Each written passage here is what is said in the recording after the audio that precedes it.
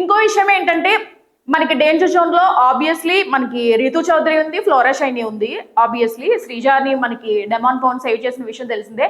So ఆ special power ఏంటా అని చాలా గుసగుసలు బాగా వినబడ్డాయి. బట్ ఈ గేమ్ లో, ఈ ఫుట్బాల్ పెట్టిన గేమ్ లో, ఆ టాస్క్ లో అసలు రీతు చౌదరికి ఏ మాత్రం తీసిపోదు.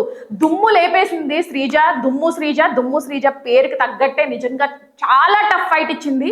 ఆ టఫ్ ఫైట్ అలాగే జరిగి ఆ బాల్ ని, ఇంకో విషయం ఏంటంటే కామెడీ సీన్ ఏంటంటే ఇక్కడ ఇద్దరిలో కొట్టుకుని చేస్తుంటే ఆ బాల్ ని ఈజీగా అసలు నవ్వొచ్చింది. చూసే ఆడియన్స్ కి అయితే ఫుల్ నవ్వొచ్చింది.